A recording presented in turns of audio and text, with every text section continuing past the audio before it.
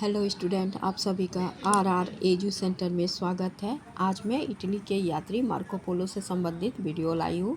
तो शुरू करते हैं वीडियो। मार्को पोलो का जन्म 15 सितंबर 1254 ईस्वी में इटली के वेनिस में हुई थी और इनकी मृत्यु भी वेनिस में 29 जनवरी 1324 में हुई। यह इटली के व्यापारी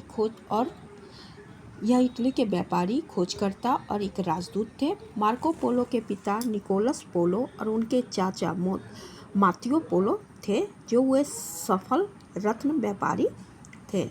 मार्को पोलो ने इनके साथ रेशम मार्ग की यात्रा करके एशिया पहुँचे। इन्होंने 1271 से 1295 तक एशिया में रहे, जहां इन्होंने 17 वर्ष चीन में बिताए थे। मार्को पोलो पूर्वी ईरान होते हुए अफगानिस्तान में बदखसा पहुँचे, जहां मार्को पोलो के सुझाव पे ये लोग 1 वर्ष तक रहे थे। संभवतः मलेरिया की बीमारी के कारण यहाँ इन्हें 1 वर्ष तक रुकना पड़ा था। इसके बाद पामीर पठार होते हुए ये लोग चीन पहुँच गए।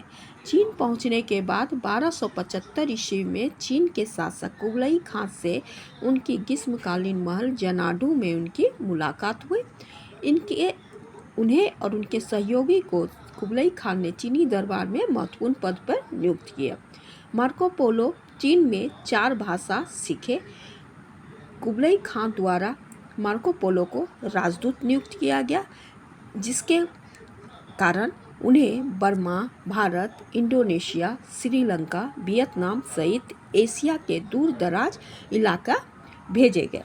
1293 ईस्वी में मार्को पोलो वेनिस लौटने का फैसला किया, जहां से वे चीन के मंगोल राजकुमारी को फारस अपने साथ ले गए।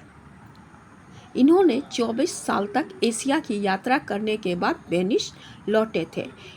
इन्होंने अपनी यात्रा के वृत्तांत अपनी पुस्तक इल मिलियनो नाम से लिखे, जिसे इंग्लिश में the book sir Marco Polo कहा जाता है।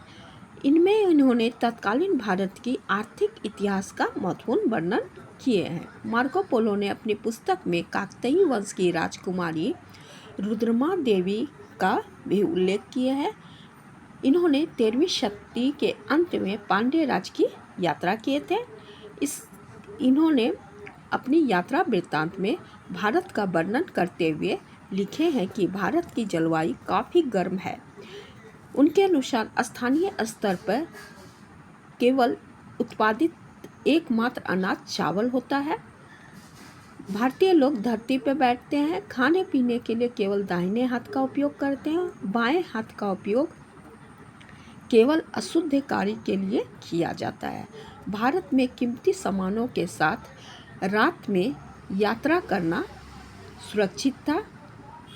अपने वृत्तांत में इन्होंने यह लिखा है। लोगों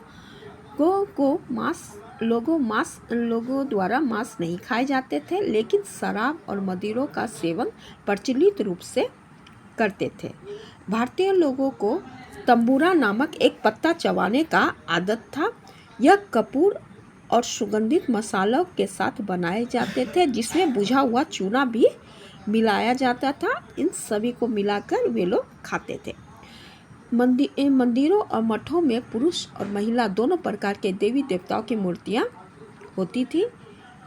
उन्होंने अपनी यात्रा वृत्तांत में लिखे हैं कि काली मिर्च, नील बगान, धूप बत्ती तथा खजूर से बने पेय पदार्थ का भी वर्णन उन्होंने किए हैं।